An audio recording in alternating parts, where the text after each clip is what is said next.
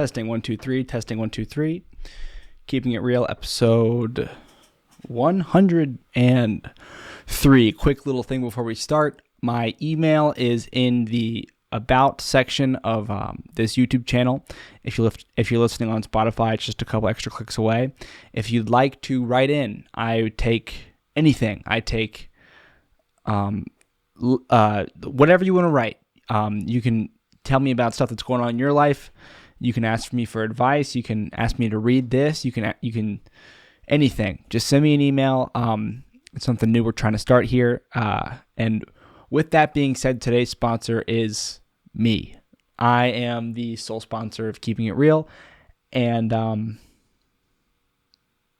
that may change tomorrow. It may change in a year. It may never change. We'll just see what happens. But this would be about the time in the episode when I list out sponsors, so I want to start getting in the habit. All right, ladies and gentle ladies, welcome to what I suspect will be a fantastic episode. Why? I don't know. I just feel the vibe.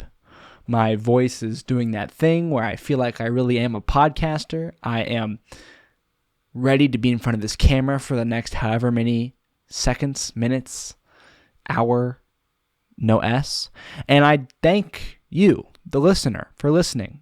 We had what I believe is a bit of a record-breaking solo episode, at least in the past couple months. I think it was the first date episode, or I'm not sure, episode 99 or 100 or 101. 5 hours of watch time. So that means, A, one of you watched this 5 times through, or B, there are truly 5 different ears on the entirety of the episode. If you can see yourself, of course, these episodes get about 20 views, I want to say, lately. But that does not account for the whole story. They get 20 clicks, yes, but a view is just 30 seconds of watch time. So it is very common. I believe, I'm not even sure that you really have to stay for 30 seconds. I think a view might even count for less. A view might just count as a click. But on my end, the back end, in YouTube Studio, the Analytics tab, I am able to see exactly how many watch time hours any piece of content that I released accumulates. And these episodes, around 2 or 3 watch hours, which is pretty fantastic. That means there's 2 or 3 people that let this play all the way through. And maybe I'm selling myself short. Maybe the numbers do go up, but this is just sort of like when I check the day after. If I go back, to episodes from months ago, they might be higher. I know there's been a. You know what? This is what there's been. There's been a bit of switch in my mind just now in this instantaneous moment, and I'd rather not talk so much about these analytics and the numbers because they really don't matter. What matters is I entertain you. So how can I entertain you? Well, I could talk about all sorts of things. I was thinking about this episode and I put it off so much so in fact that we changed the order of what I do tonight. I actually have literally finished everything. Even the thumbnail for this episode is already done. So once I finish recording, I'll just have to edit and upload this video and I'll be done for the night, which is not usually the order. Usually I bang this out first because it's like the biggest and longest. But I don't know. For some reason, I just got everything else done first this time. You got to keep it interesting. You got to switch stuff up. I might do this again tomorrow. This way, I have no idea. I already went on my 1 mile walk today. And let's get into the things that make this podcast so personal and I guess unique, right? I mean, I listen. It's late at night and I'm in a bit of a silly, goofy mood. I'm not in a contemplative and stressed mood. I'm in a let's see what flies out of my mouth mood, and it's time to just start talking about whatever the hell I want. So, if you listened to yesterday's episode, I'm sorry. What a horrible episode. There were 5, sometimes I feel like even pushing 10-minute stretches where I didn't even say a single word. When I was looking at my phone, texting, thinking, and that, as much as this is keeping it real and as much as I truly do have the jurisdiction to do whatever I please when I'm live, is something I'm not proud of, regardless. And there's no excuse for that. And dare I say we're back. Not we're back, but I promise to do better in the future. And I'm sorry. So let's talk about what's been on my mind, what's been going on. A lot. If you've been following, holy shit, a lot has been going on. A lot has been going on. I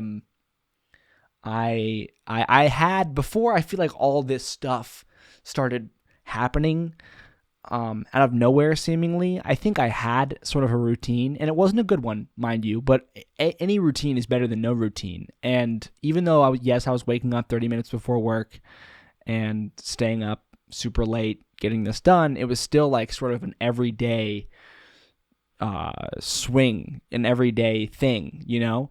But since all this stuff's been happening, I've sort of changed the way that I do things. I've been making a very big push to get this stuff done before work. I've been making a very big push to change things here and there that may result in me actually having somewhat of a normal sleep schedule, because there have been certain events happening in which I need to be awake at certain times, and if I need to be awake at certain times for certain kinds of events, then I want to have the peace of mind of knowing that I at least started what I have to do every day, which is this.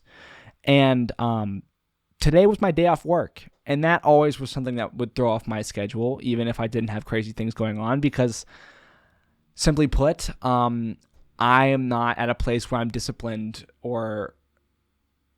and I was not, you know, who knows, say for some reason work closed down and I was given another day off tomorrow. That could be the day where I get my act together. But as far as historical happenings go, I have been unable to truly take advantage of what is an off day for me. Coming up, I have 4 off days in a row in which I am traveling home to Charlotte, North Carolina to see my family. And I have also said that I will be working at my old job in Charlotte during those 4 days. Now, I would really like to pre-record some of these episodes and put them up so that I really could just focus and enjoy what is my old job, because I mean, I love it. I love cleaning cars, and I'm so excited to go back and clean cars for 4 days, and I actually can't wait. So not only, yeah, as you can, I mean, it's just all starting to pile up, but we're not worried about piling up right now. Okay, right now we got bags under our eyes, and we are giddy because we are nearing the end of our day, and we're about to crawl into bed and go to bed. So we're just going to talk about whatever the hell.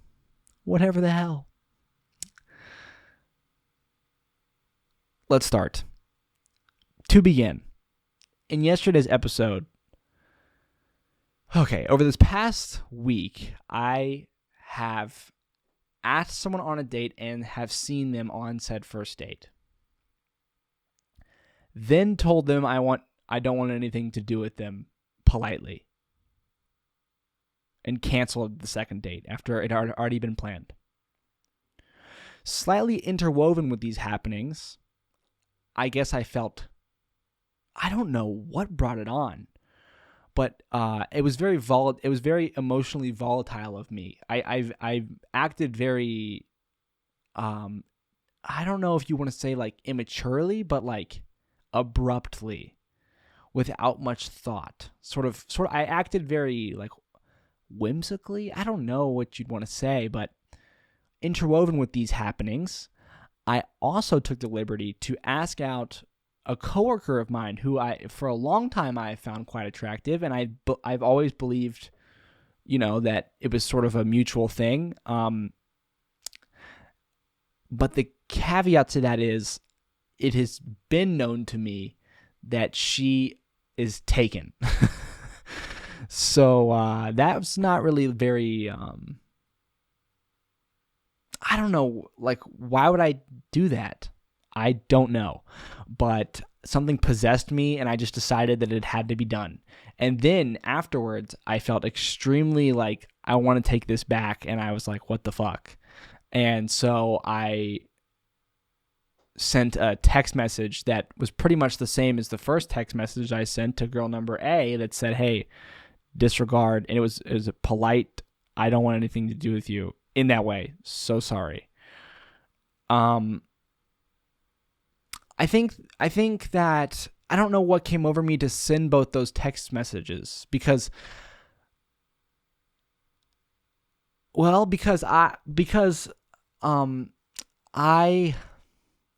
got a comment. We'll start here. I got a comment about attachment styles. Someone, Llewellyn, Llewellyn, I'm not sure what your handle is, but you know I'm talking to you because you have written some fantastic comments that I do read. You know I read them. I always give them a thumbs up and a heart. You can test that out, by the way. New viewer, old viewer, current viewer. If you comment, I read it. That's just something that happens. So if you have thoughts, then think them. But I'd like to know what you're thinking. Attachment styles. Now we try and stay away from Googling things on air because it can result in me doing this, which is saying lots of uhs and looping my speech. See, there we go. I did it again, and not giving you a good ear massage, if you get what I'm saying. Attachment assignment, attachment styles. Images. Okay, so we have, it looks like a split into 4 grids.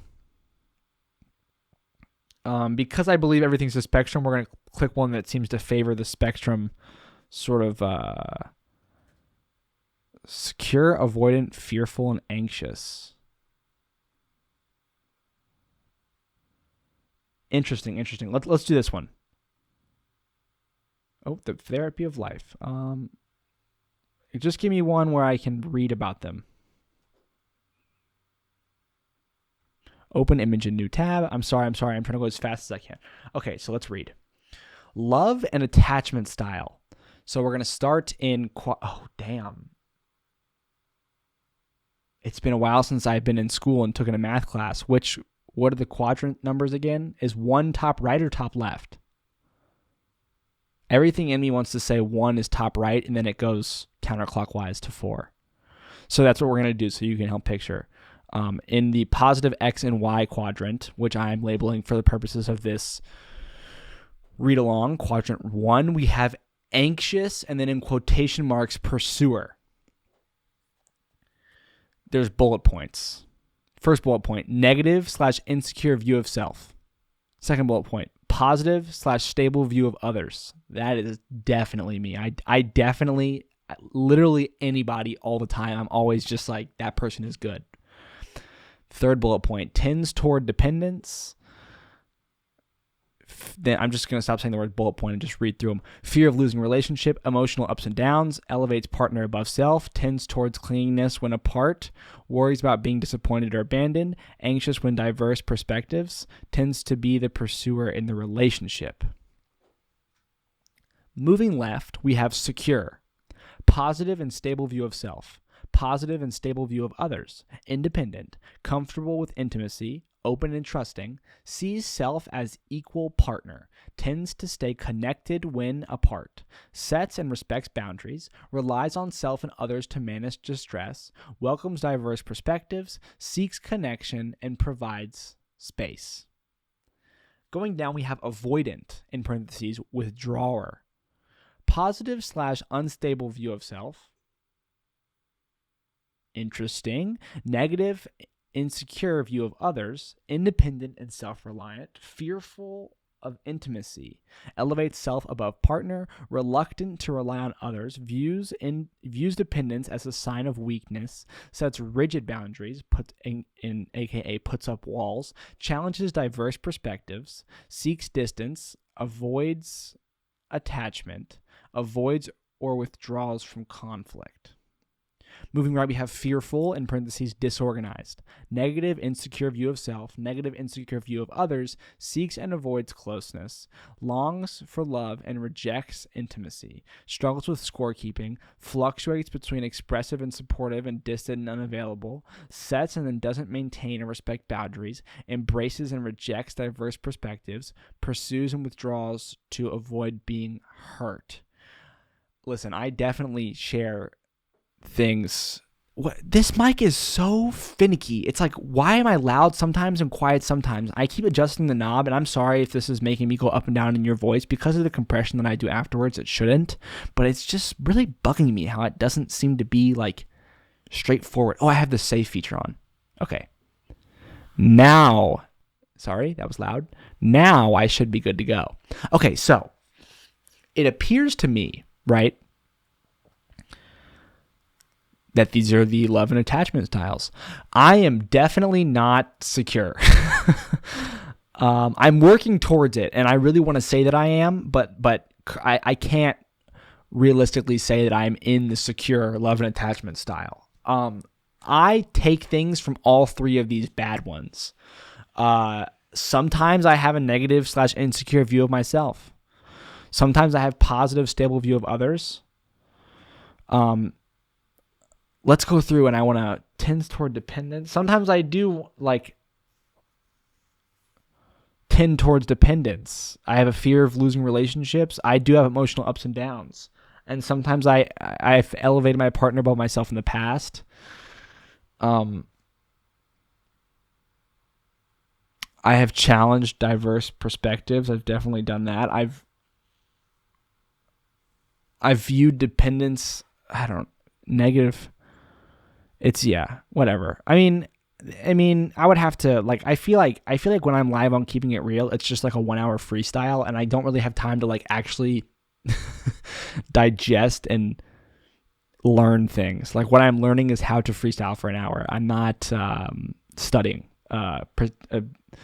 love and attachment styles, but for whatever purpose there was that I just did that. So welcome back to your regularly scheduled program. I am your host, and we no longer have the safe gain feature on the mic. So every time I clip, and it won't reduce my volume, what have you. You know what I'm saying? I probably should have that on, but I don't want it on. I don't know why I don't want it on. I just don't. I'm starving. I had 2 different fast food meals today, and I literally want a third. That is so grotesque and disgusting. On the bright side, I did bring out my long-term goals whiteboard, and I actually was able to say I am doing one. I'm going on a 1 mile walk every day, which I did write down. So I think it's time coming up pretty soon maybe to pick another one to start doing. And I think that could be great for me to do. In important news, this is why people tune in. This is what everyone wants to know. I feel like this is the important shit. This is the meat of the podcast recently, my personal love life. After telling both of these women, hey, I want nothing to do with you, respectfully, you're a great person, but I'm withdrawing from any sort of potential romantic relationship with you. I get the girl that I went on a date with, she's the main character right now. She said, I totally understand, when she read what I wrote to her yesterday night at midnight. It was a voice memo, actually. She said she totally understood this morning at 8 a.m. I wasn't awake to read that text, but I did wake up eventually and read it, and I didn't respond. I didn't give a thumbs up or write anything because it's we canceled our second date. What response is there to give to that text? Then, about 5 hours ago at 10 p.m., she texts me again. And actually,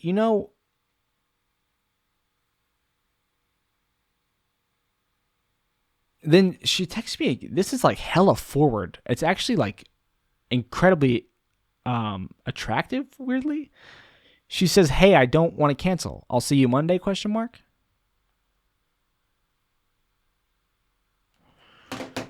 And I was kind of frozen a bit when I read that.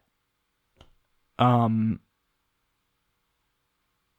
I feel like a couple things are happening here, right?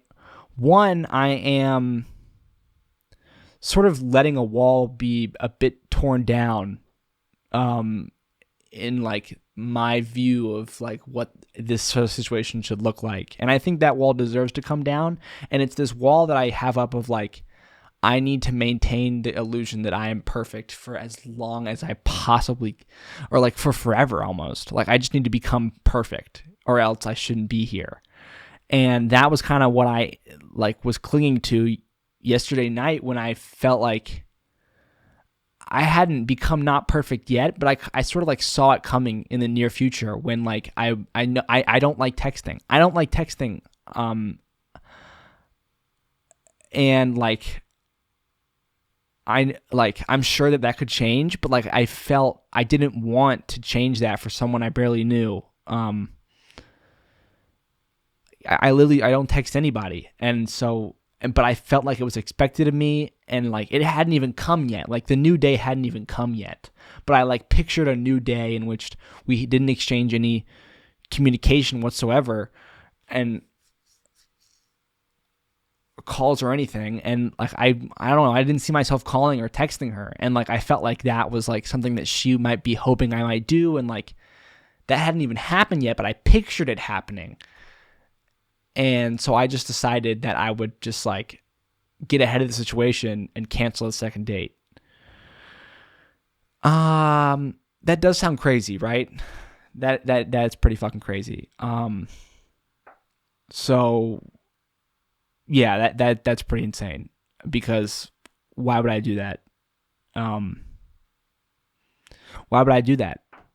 You know, it's like I know that I don't like. That's the thing. I don't know anything. I actually have no idea what's going on. And now, look. So like the way this started was like I think up until this point I have performed in this like interaction in like, it's never going to be perfect, but in a way that I can say that I'm genuinely proud of. Right? We have, when I first met her, she caught my eye. I did my best to like crack jokes. It was Cards Against Humanity. Then we have, in like a group setting. Then we have the second time where I ate, not with her, but I ate, she was there, and I tried to be inquisitive and speak questions. And then I sort of decided like, you know I'm so against like, if I can't ask her out in person, then like I'm not going to text her or whatever. I decided that was a bullshit mentality, and I have the phone number, which she was okay with me getting. I got it through a friend. So I texted her and asked her on a date, and she said yes. And so far I'm thinking like, this is all like, I look back at this and I am not like genuinely, not like proud or like chuffed, but like I'm okay with like the way that I like the kind of story that I see, through my mind. And then we go on a first date, and once again, I'm okay with everything. Like, we both showed up, no one flaked on each other. We had a good vegetarian meal, walked around, explored a new public library I'd never been into, and then she showed me this cool antique store, and then it was over, and we had nice remarks to say to one another at the end, and we exchanged a few texts the night and maybe even day after. And that's that. And I was like, all right, that's good. But then it's like, I said, I just started to stress myself out. Like, how can I maintain this? Like, I can't, like, and now we're at this place where I responded to that message that I just told you about. I gotta read it again. Damn, I can't believe she sent that. Hey, I don't want to cancel. I'll see you Monday, ? That has definitely changed the way I see her. Like, you know what I'm saying? Like, I don't know this girl at all, so I'm getting to know her. And that text message just definitely stands out. And it's like that, like I said yesterday, like, I feel like that's like, she shouldn't have had to like send that sort of message. Like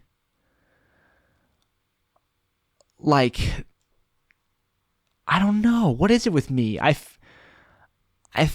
like I create like my ideal woman in my mind, right? As this girl who like is just completely content living her life, and you know, a man, if a man comes along, he has the complete responsibility of proving himself. I guess when we bring up anxious attachment styles, it would be like the top right one, I think. The pursuer. The man has to pursue. And maybe that's not healthy. Maybe it has to be a little bit on both ends. And maybe that text for her to send is not that crazy at all, Like, maybe it's just, like, actually just a green flag. She, like, it's not like I told her that, like, it's not like I said anything that would, so I responded yes, and now I'm thinking, like, now I think about that yes, and I'm like, should that have been like an apology, like, or like maybe more enthusiastic? Like, should I coat that? Should I puff that yes up, like, and try to like just like sort of take over, like give myself back the illusion of like control? Nah, I think I am 50% not in control of the situation. And that is just like literally what it is, and it's terrifying. And when I see this girl Monday, or, you never know, maybe one of these days I'll actually be like, I should call her or text her, but I just don't think that's going to happen because I don't know why. That's just not my speed. Is that a problem? Is that a problem that I don't want to text or call? I don't know. And why don't I want to? Because the last time I forced myself to send texts and I forced myself to call, I feel like it was anxious. Like it was like the anxious attachment thing. Like I'm trying to set. I feel like what I'm doing right now is setting a healthy boundary. I hope, and if like that's just where I'm coming from, to be honest with the world, and like if that's something that like would end like would kill a flame, or like would end interest in me, then like so be it. Like but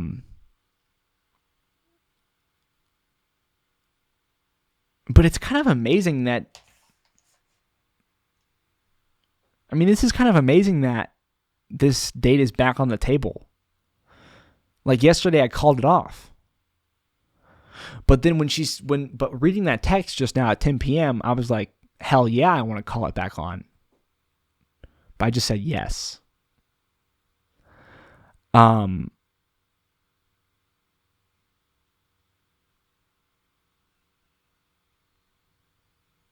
I didn't know. I literally did not. I just knew what I felt. I didn't know how to write it. So I just was like, we'll type the word yes. That cannot be misconstrued.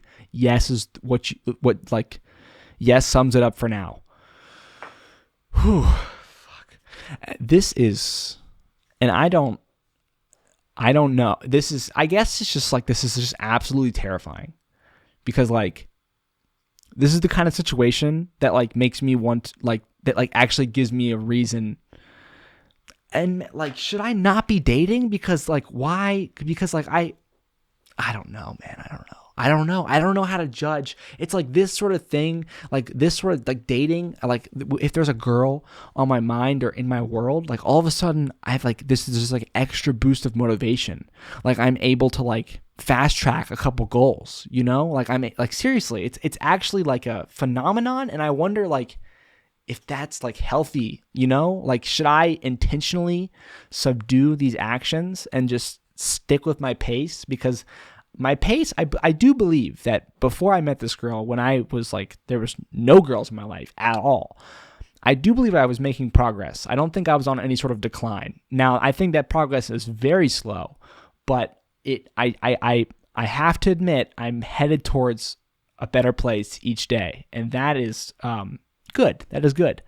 But what is something to consider is if I take this like excitement and turn it into this like fast track where I can like just start a bunch of things, just start a bunch of habits all at once. Does that put in jeopardy my current slow progress? Because it's like, I don't want to jeopardize that. I'm growing. I've been growing like pretty proud of the way I've been handling myself as someone that, I don't know, is dealing with being single. I don't know. I don't know. A lot of people are always like, I feel like a lot of single people are always like, I just feel like all the single people deep down, like we all think the same thing. Like, damn, why am I single? Like, I'm sorry, but like, how is that not in your head from time to time when you're single?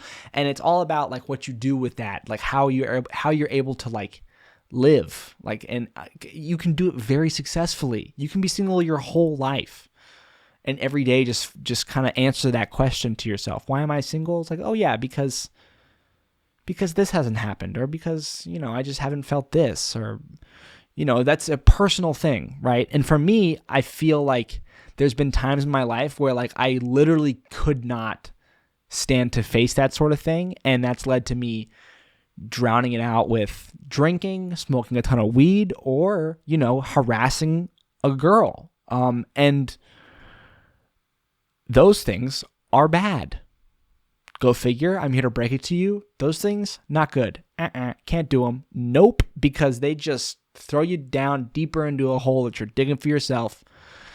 And when you finally claw your way back out, you realize that everyone else around you has been building up hills. And you're like, what the fuck? I've been digging myself a hole. How are you guys so up high up there on your hills?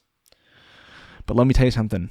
The best way to dig a hill, the best way to start building a hill, or you know what makes an interesting hill? The foundation of a hole. I don't fucking know.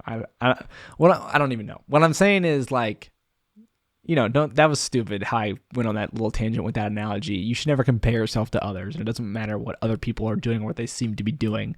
My point is, I don't drink, I don't smoke, and I certainly have not been harassing women in the past. I don't know how long it's been, but it's been like it's like I'm conscious of how it's bad. Like I'm you know what I'm saying? Like the last person, my roommate's girlfriend's roommate, I met at a concert that they invited me to, and she had a boyfriend too. And you'd think I learned my boyfriend lesson. So actually, yeah, the last girl that I guess you could say technically I harassed was my coworker fucking 2 nights ago, last night, when I left a note in her backpack that said, would you like to go out to dinner with me? I think that I shouldn't have done that. I should not have done that. I shouldn't have done that, because I think that would have been fine to do if I hadn't been like in the state that I was in. The state that I was in was so like, I mean, I guess it was hard to see in the moment, but looking back, it was like that's that state where that thing is pressing up on you. That question, like, are you single? Why are you single? Are you single? Why are you single? Does no one love you? Why does no one love you? Does no one love you? Why does no one love you? You get it? You get what I'm saying? So it's like, think fast. Like probably probably ate what I could eat at work. Sometimes when you shove food down your mouth, down your throat, that calms it. Can't do that. I'm stuck at work. I'm not gonna drink. I'm not gonna smoke. Being my coworker who I've always found hot. Like, why have I never acted on it? And it's like I somehow was able to slither past the fact that I knew she was taken mentally. I like jumped over that, like gymnastics. Like, what? That should have never have happened. Like, listen, in the right time, right place, right headspace, there's a love has no bounds. And yes, I would say a guy could pursue a girl that is taken. Like it's okay to ask. I really do think this. Like, I think you can argue that lots of things are okay. I'm a big okay kind of guy. I'm very, very I'm very, very, very scarcely will you ever hear me say that it's not okay to do a thing. I mean, I can even argue for murder in some cases. It's like a philosophy of mine. All people are good people and all things are good things. I don't want to say that's my philosophy. My philosophy is very much still in work. But you get what I'm saying. There's definitely like that. Like, I guess this framework is how I convince myself. Like there is totally a time when in a place where, that's the start of a long-lasting love story. You know what I mean? Like if you want her and you think it's good and you think, I don't know what you think, but like fucking don't let anything stop you if you think that you like somebody. If you think that you like somebody, it's like almost like you're obligated to voice that. It's like a crime to keep it to yourself.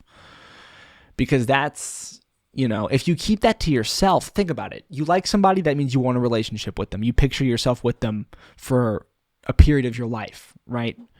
Maybe even forever. Wouldn't you want to start that relationship off on the right note? What is something that you're supposed to do in relationship? You're always supposed to be honest and communicate. So you really think that by keeping your crush to yourself, I really like this girl at school, but I'm going to keep it to myself. I'm not going to tell her. I'm not going to tell anybody. No one's going to know. It's just going to be with me. Do you really think that if you guys do end up together eventually, that's healthy for you to have done? I'm not saying it can't work that way or whatever, but compare the two timelines. Like if say you end up together in both timelines. In timeline B, you catch it to yourself and you somehow, some way, like she had a crush on you and like you were able to like nonchalantly, you ended up with her. And she never knew that you just totally were just obsessing over her for forever. Or maybe even you told her, but so what? That was like a 6-month period where you weren't together. And in timeline B, the week where you realize these feelings are strong, they're consistent, and this girl is on my mind all the time. You just fucking, dude, you find that avenue. Like for me, this past time, it has been to send a text, which is like I've always been against. But if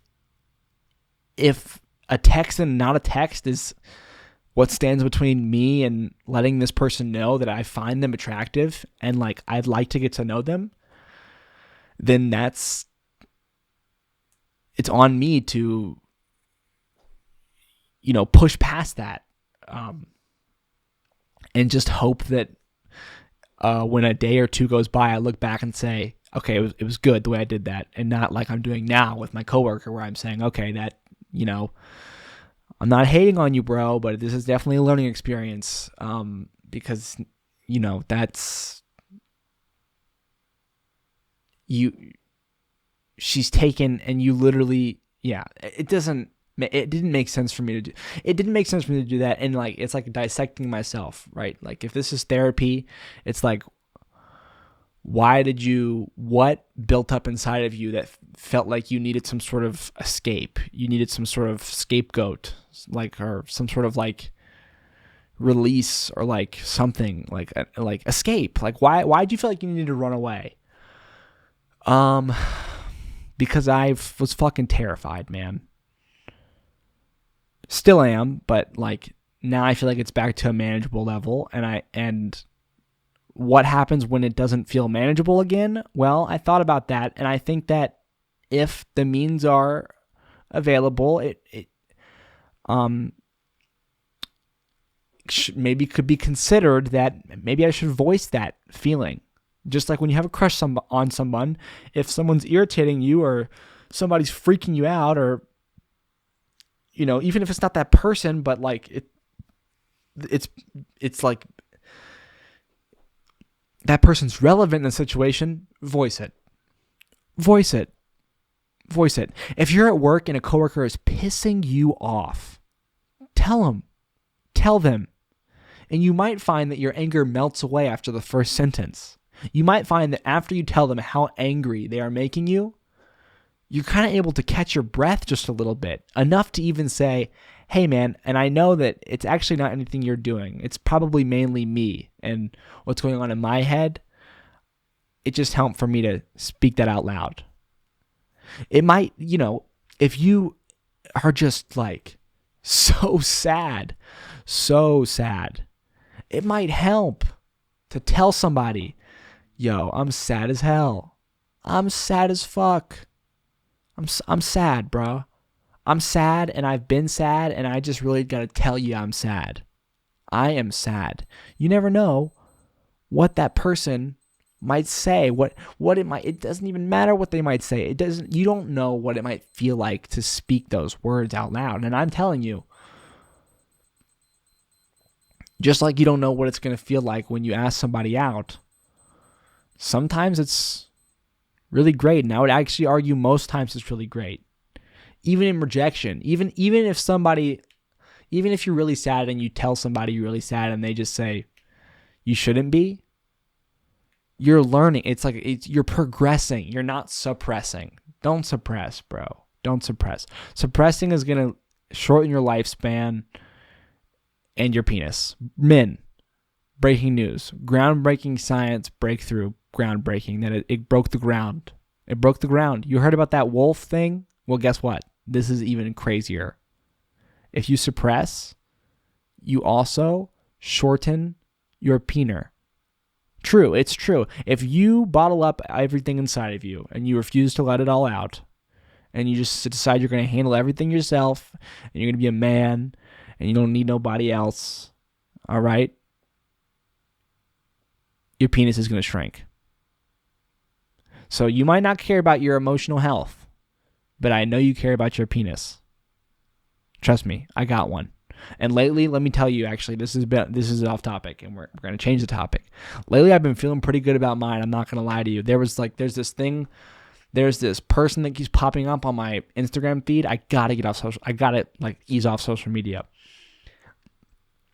That is I think she's a porn star, and she went and she was like saying about how she was gonna go to see this dude in Australia to make a movie for the first time in a long time. And you're like, Jack, why the fuck do you know so much about this? I'm sorry. I'm fucking sorry. But his name is Girthmaster.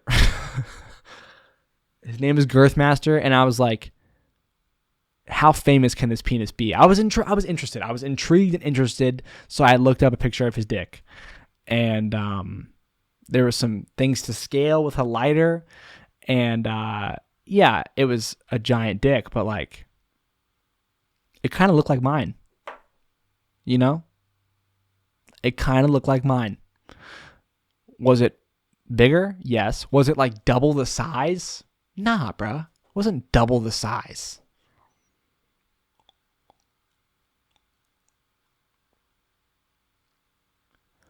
I've been insecure about my penis in the past. In the past, I've been like, the thoughts that I've had have been like, sometimes I think about like a dog, maybe even like a puppy dog or like a bulldog or whatever. And like they have like, it looks like a carrot, like a bright red carrot. I have always like, and it's like, when it's hard, that's what it looks like. And it's like, I don't know, gross. I don't know, man. And like, I don't know. In the past, I've like, I don't know. And that's like, I don't know. I feel like when you watch porn, the dude never really is like rock hard. Like he's always like 75% there, and it still has like flop in it. But his dick's so big that like it's still bigger than yours at 75%. And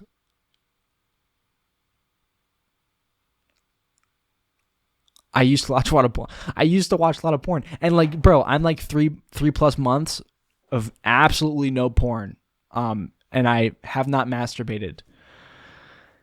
And I think that's probably got something to do with my my newfound confidence. Like my dick is just a normal dick. Dare I even say like ever so tiny, slightly, maybe just above average. And size doesn't fucking, who cares about big dick? It doesn't fucking matter. What am I going on a first date saying, this is my penis, check it out? Like, no, like what? Like this doesn't matter, but it's still nice to feel good about yourself. And lately I have been, so that's worth noting. That is worth noting. And it is a call to all you guys that might be listening. Quit, dude. I cannot tell you enough how awesome it is to quit porn, and not just quit porn, because I've quit porn before, but I've kept jacking off. Quit them both. Quit them both. The loss of the porn will make you feel less like a fucking creep in public. It'll give you the confidence. It's all that lust that you waste on the internet. You realize that, like, yes, lust is like a sin technically, and like it's like bad, but only when acted on. Do you understand? Like, lust can be used as like this like tool. If you keep it in a cage, it's okay to have when you look at a really hot girl in public. Like, you don't have to pretend that you have no lust unless it's like 3 a.m. and you have the internet at your disposal. Like, you should allow it around when you're being a human being, because like that's what it's there for. That's how it's created. And then you just get to feel like good about yourself because you're disciplined enough to like control it. You know what I'm saying? Like, you know what I'm saying? And you can grow a super long beard like me. So yeah. I think that I'm going to go to the antique store and get this girl these 2 things that she pointed out on our first date for our second date. And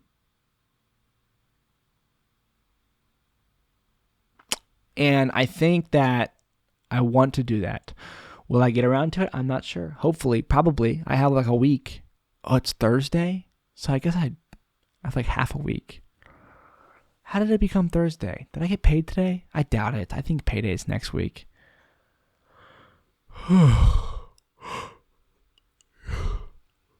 You know, man, it's not that serious. Relax. Have some fun. And take a deep breath. No right answers. Okay? I know yesterday you were obsessed with doing the right thing. Hell, this is the title card. The title card for yesterday's episode literally says do the right thing.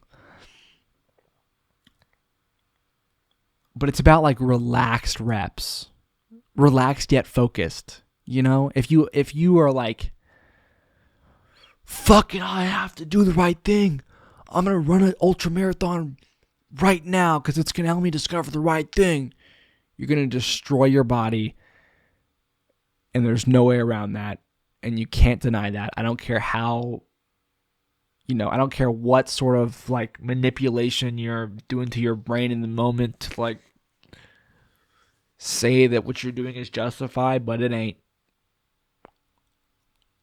What's a better way to begin to become the person that always does the right thing?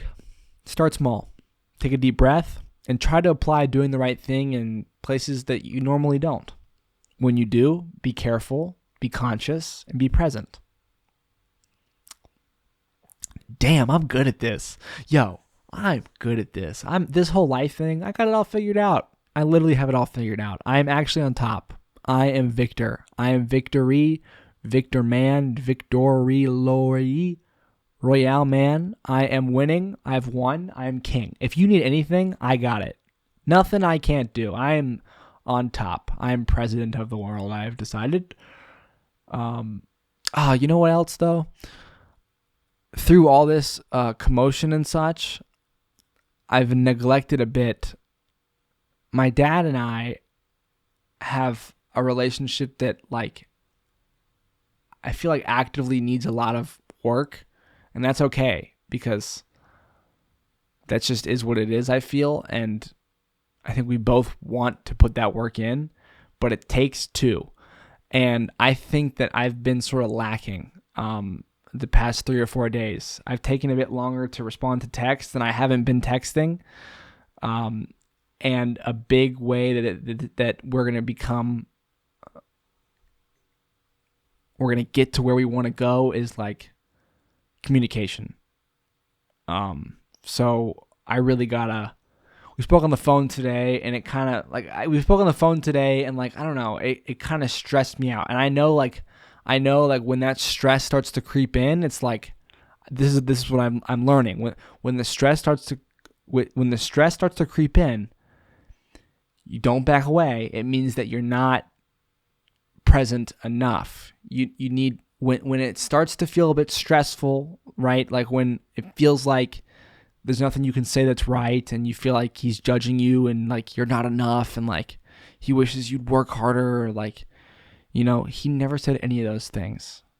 And on his end, it's the same but different. And all that needs to happen, it's just simple. It's just tomorrow, take a deep breath, get some good rest, and tomorrow just send a text that didn't need to be sent. Like the other day, I texted him and I was like, yo, stretch out something that you don't normally stretch today. And that was fucking awesome for me to send, I think, because it's like, shows that like I'm thinking about him. And I didn't feel stressed when I sent that. And I certainly didn't feel stressed when he replied with like a bunch of heart emojis and like a, muscle emoji. Like that's good. That's good. It's also really great that I'm coming home soon. But like let's lead into this trip to home the right way. Like get back on the texting, get back on the calling. Like I want nothing more than to be like best friends with my dad, and that's something that like I can work towards, because I know I believe that he always is. Like seriously, like that. Like he was there too when I don't know what he took from it or how he thinks about it, but I don't know, man. It's like, yeah, I don't know. I found when I was moving books today, I actually didn't move any, and I have to move. I said I'd have them all done by 2 p.m. today. Ugh, that is probably not going to happen. I'm probably going to need 1 day extension, and I was given, and I took home some school assignments from him from the 1980s, 1980 and 1981. He did assignments on poetry, plants, and history. And it's all in a binder up there on paper that has been turning yellow from UV light exposure. And his handwriting is so neat and tidy, and his title cards are so nice. And one of them is even graded, might I add, seemingly quite harshly. And like, whoa, school assignments don't look like that anymore. There's no more paper. It's all online. And it's nuts. Like, that's the kind of stuff that got him into the University of North Carolina, Chapel Hill, whereas my youngest brother, who has his eyes on the same acceptance letter to the same college, is completely online. How are his assignments going to be found by his grandchildren? Like, are my youngest brother's grandchildren ever going to stumble across his assignment from 2024? You know what I'm saying? And be like, damn, that was 40 years ago. And if they do, what's it going to look like? Is it going to be like they're surfing through old hard drives?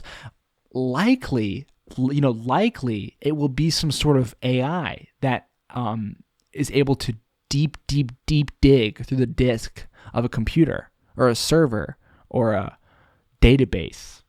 You know what I'm saying? Like, data is the name of the game nowadays, and I wouldn't be surprised if companies started adding clauses to things like Google Drive, where if an account lies unactive for, a couple decades, the information is not deleted, but given to the public, because if somebody dies, their books are not burned, they're donated. Their notes are, have the potential to be read. Like, it's not like they take all their possessions with them. They take their mind, yes, but like paper and pen is an extension of the mind. So I hope that the internet will evolve in that way, and that we are able to, because that will be even more powerful. I mean, in that scenario, all my dad's assignments would have been saved, and I would have a stack of binders like this big, and it would be crazy. Instead, I just have this just one that for some reason was put into a box and somehow survived the test of time, and now I have it, and it's like this one window, this handful, these 3 assignments that probably chalk up to like 0.05%, 0.00, 0.001% of his entire academic career. Where are his thesis for law school? Like, where is his application to college? Where are his teacher recommendations? Where is, all that stuff is forever lost. It doesn't exist because it was thrown in the trash. At one point in time, they were all paper because that's what they did back then, and now it is gone.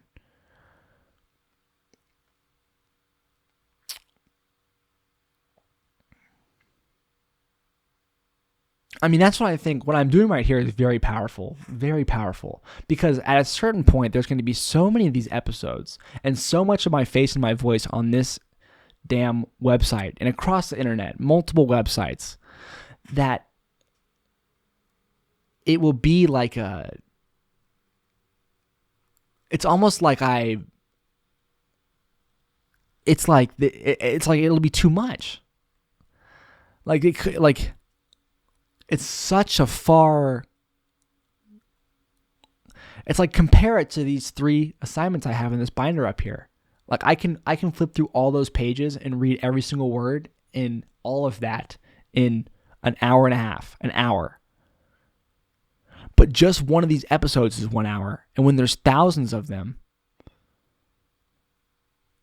it would, to actively, consciously pick through everything. If you're my grandchild, if you're my son, it's almost like it changes the entire perspective. Like, it's like, I'm always here if you need me type of deal, rather than like be in awe when you stumble across me. Because when my uncle handed me that binder, every son looks up to their dad like a superhero always for their entire life.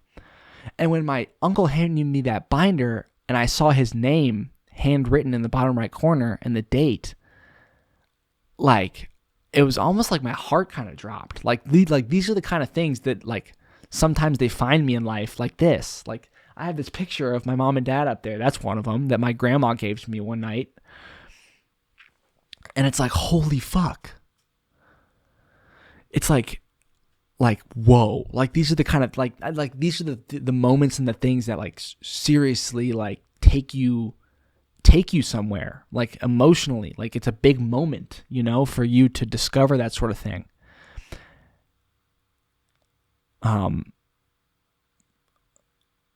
And with this podcast, if you're my son or my grandchild, it's kind of like you have it on tap. It's like, it's up to you. Like, whenever you feel like you need my words, you need my thoughts, you need me in a certain time of my life, you can just go there. You can just summon me.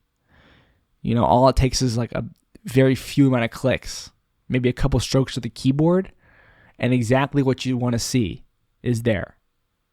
You want to click shuffle and you just want to hear me talk about something at some point, bam. You want to see me getting nervous about a first date when I was 21, bam. You want to see me, travel across the state, interviewing different people and having, being inspired. You want to see me giving my best at replicating an idol of mine at the very beginning of my entire journey on the internet. You want to see me with my friends hanging out on a trip to Wilmington, or maybe just in the living room laughing around.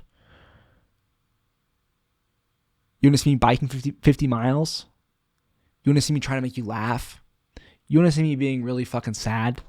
You want to see me alone when my friends and my roommates are gone for spring break and I'm just eating junk food and making a mess of the apartment and have nothing good to say? You want to see me at my best when I'm witty, when I have a suit, when I have a tie on, and when I'm prepared, and when I'm, at any point. All right, this episode's over. I'm gonna see you guys tomorrow.